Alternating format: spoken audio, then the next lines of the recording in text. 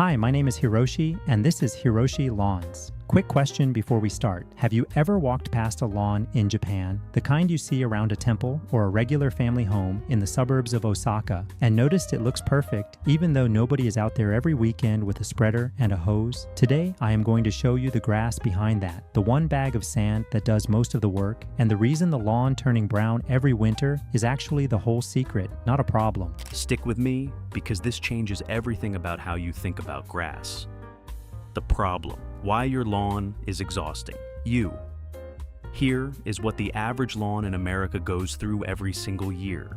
Early spring, the first bag goes down. Crabgrass pre-emergent, because the guy at the garden center told you to. A few weeks later, the first round of synthetic fertilizer, because the bag says 4 steps, and step 1 is now. Through the summer, the sprinkler runs 3 or 4 times a week because the grass you have, the Kentucky bluegrass or the tall fescue, was bred for cooler, wetter places than your backyard. And the moment the watering stops, it shows. By July, it is patchy anyway. By August, half of it is brown no matter what you do, and the other half is thick with crabgrass because the pre-emergent wore off in June and nobody told you that either. In the fall, you overseed because the bag told you to do that too, and then winter comes and you do it all again next year, for by my count, somewhere around 40 years if you are lucky enough to stay in the same house that long. 40 years of this. And here's the part that should bother you. None of that effort is actually for the grass. It is for a grass that does not belong in your climate in the first place. The entire routine exists because the plant and the place do not match, and every product on that aisle is there to paper over the gap. In Japan, the gap does not exist because the lawn is not fighting the climate. It is the climate. Meet Korai Shiba, the grass Japan actually uses. There is a grass that has been used on lawns, temple grounds, and golf courses across Japan for centuries. It is called Koraishiba, written with characters that mean Korea grass, because it likely arrived from the Korean peninsula a very long time ago, though by now it is about as Japanese as anything gets. In English, the closest relative you will find at a garden center is called zoysia. If you have ever walked on a putting green and noticed how dense and tight the turf felt under your shoes, almost like carpet, there is a good chance that was a zoysia variety, possibly even a Japanese one. Here is what makes Korai Shiba different from the grass currently struggling in your yard. It does not grow up so much as it grows out. Instead of putting all of its energy into tall blades that need constant cutting, it spreads sideways through runners called stolons, above the ground, and rhizomes below the ground, weaving a mat so dense that weed seeds cannot find a gap to land in. It is slow. I want to be honest with you about that from the start, because slow is the entire point. A lawn that grows slowly needs less mowing, less water, and less of everything you currently buy in bags. My grandfather had a small Korai Shiba lawn outside his house in Shizuoka, and I do not remember him ever once standing in front of it, holding a bag of anything. I remember him standing in front of it, holding a cup of tea, looking at it, and then going back inside. That was the maintenance. That was the whole routine. If your current lawn maintenance involves a calculator, a calendar app, and a small amount of dread every Saturday morning, I promise you, it does not have to be that way. Busting the sod industry myth. Now, let me say something clearly about converting your lawn, because the internet is full of bad advice on this one. If you search anything about switching grass types, you will find a wall of comments telling you that the only real way to do this is to kill your entire existing lawn with glyphosate, rent a sod cutter, strip everything down to bare dirt, and lay fresh sod, at a cost that for an average yard runs somewhere between $2,000 and $5,000, plus a week where your yard looks like a construction site. You will also find people telling you that zoysia is dangerous, that it will escape into your flower beds and your neighbor's yard and take over the whole street like something out of a 1950s monster movie. Both of these things are exaggerated, and I think I know why. A full resod is expensive, and somebody profits every time you choose it, and a grass that spreads on its own and needs nothing from you is not a grass that sells many bags of fertilizer. Honestly, just skip both warnings. Zoysia does spread. That is the entire point. But it spreads slowly enough that a simple metal or plastic edging strip along your driveway, your beds, and your sidewalk keeps it exactly where you want it, the same way you would edge any other lawn. You do not need to destroy your yard to start this. You need a bag of sand, a few trays of plugs, and about 3 years of patience, which sounds like a lot until you remember you were going to spend those 3 years on a sprinkler schedule anyway. The core method, Metsuchi, the sand that replaces fertilizer. Now we get to the part that actually deserves the word Japanese, and the part that justifies calling this method a permanent solution. In Japanese lawn care, there is a technique called Metsuchi. The word is made of 2 characters, mi, meaning I, and tsuchi, meaning soil, and it roughly translates to I soil, because traditionally it was a fine soil applied evenly across the surface of the lawn, almost like giving the lawn a new layer of skin.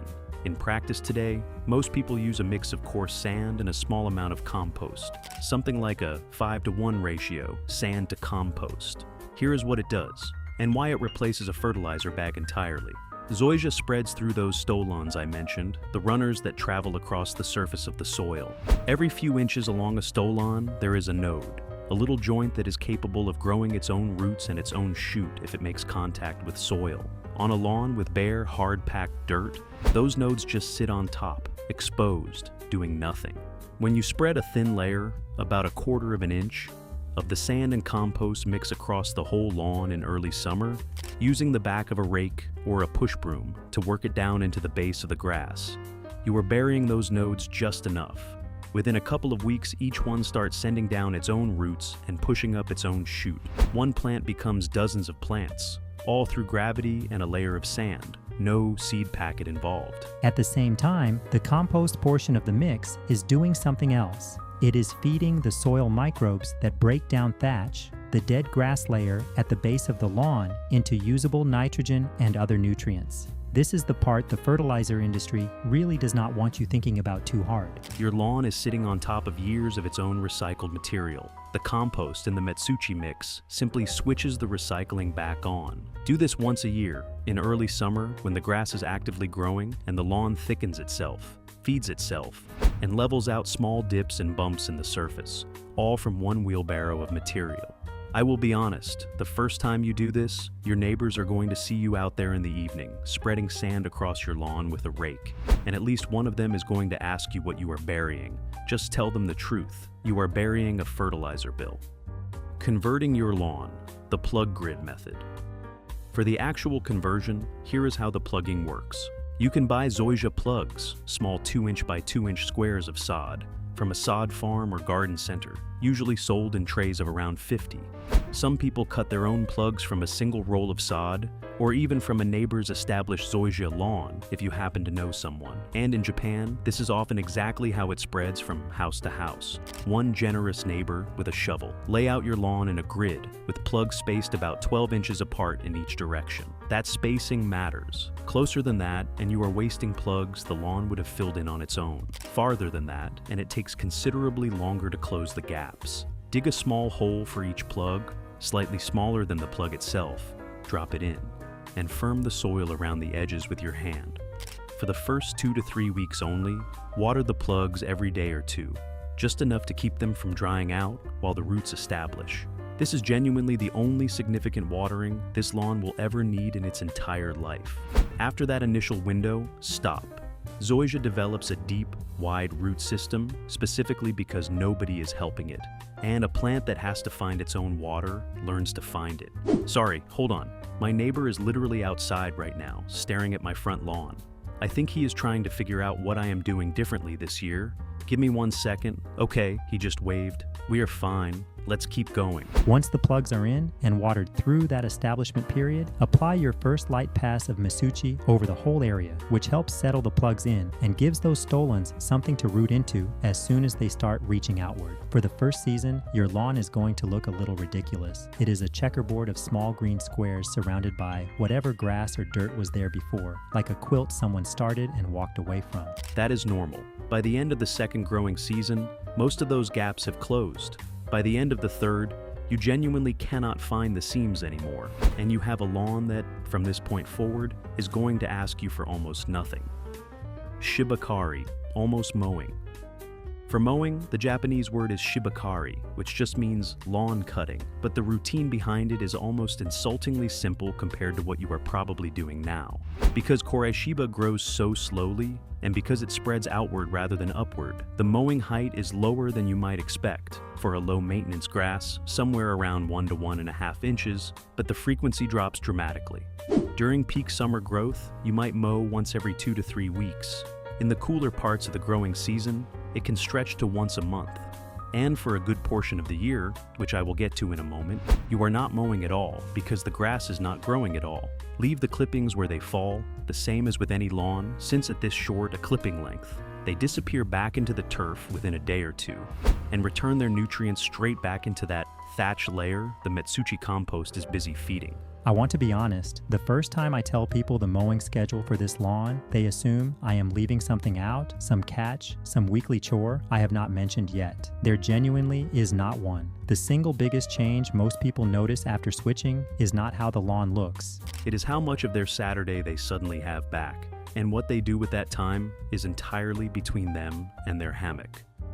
When it looks broken but isn't, understanding Kogara. A quick word on what to do when something is not working, or more accurately, when it looks like something is not working, but actually is not a problem at all.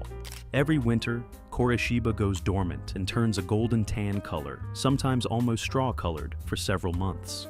There is a word for this in Japanese, kogare, which basically means withering, and every single year, new koreshiba owners panic during their first kogare and assume the lawn has died. It has not. It is asleep.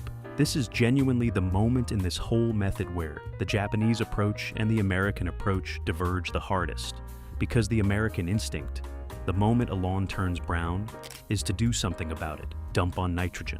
Overseed with a cool season ryegrass to keep some green through winter. Both of those instincts actively work against the lawn because they either push growth at the worst possible time or introduce a competing grass that the zoysia then has to fight off again every single spring. The correct response to kogare is to do nothing, the same way the correct response to your own need for sleep is not a strongly worded email. The lawn will green back up on its own in late spring, usually faster each year as the root system matures.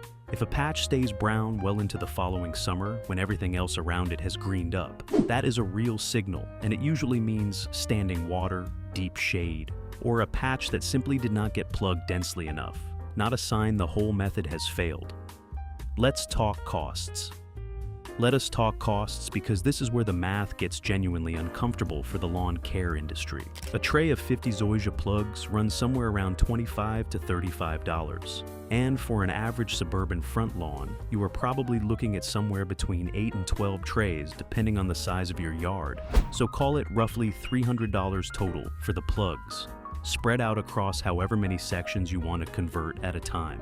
The sand and compost for your first Mitsuchi pass might run another $40 or $50 for a typical yard. After that first season, your annual cost is essentially just the Mitsuchi materials, somewhere around $30 to $50 a year, plus whatever gas your mower uses for maybe 6 to 8 cuts a year instead of 25 or 30. Compare that to the bag and spray program, which according to most estimates runs somewhere around $400 to $600 a year. Once you add up the pre-emergent, the 4-step fertilizer program, the grub control, and the occasional emergency call to a lawn service when something goes wrong, which, on a lawn fighting its climate every year, it eventually does. And that is before we even mention the water bill. A lawn that needs watering 3 times a week through summer is not a small number on a water bill in most parts of the country. And a lawn that, after its first season, needs essentially none is your seasonal routine. Let me give you a practical routine you can start this season. In late spring, once your soil has warmed up and any remaining cool season grass nearby has fully greened up, mark out your grid and put your plugs in, 12 inches apart in each direction. Water that area daily, or every other day if it rains, for the first 2 to 3 weeks, and not after that. About a month after planting, once you can see the plugs are clearly rooted and putting out new green growth, do your first light Mitsuchi pass over the whole planted area, that 1/4-inch layer of sand and compost worked down to the base of the grass with a rake. Through the rest of that first summer, mow whatever portion has filled in to about 1 to 1.5 inches every couple of weeks, and otherwise leave it alone. In early fall, as growth slows down, do one final mow a little lower than usual, sometimes called a scalping mow, which just helps light reach the crown of the plant through the cooler months. Then, through winter, your routine is to walk past your golden tan lawn, possibly answer a question or two from a neighbor about whether it is dead, and do absolutely nothing else. The following spring, once the lawn starts greening up again, that is your annual Mitsuchi Pass. Every year from here on, one wheelbarrow of sand and compost raked in late spring. Repeat the plugging the following year for any remaining bare patches if you are converting in stages rather than all at once. By year 3, most yards are essentially finished, and the entire annual routine from that point forward fits onto about 4 or 5 afternoons, total for the whole year. The deeper lesson.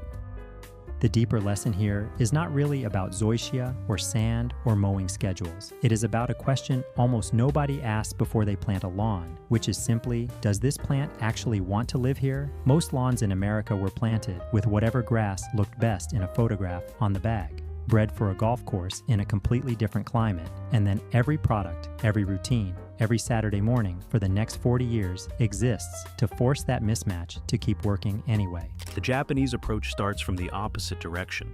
Find the plant that already wants to be here, that already knows how to survive your summers and your winters without help, and then get out of its way. Tend it lightly, feed the soil instead of the symptom, and let the plant do what it has been doing for centuries with nobody watching.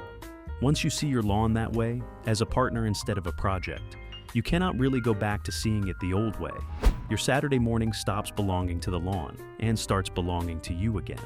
Let me know down in the comments what grass you currently have and how many bags of something you have bought for it this year. I am genuinely curious how high that number gets. And if this is your first time here, hit subscribe, because this channel is entirely dedicated to this kind of thing. The small, old, almost boring techniques that quietly outperform everything in the garden aisle.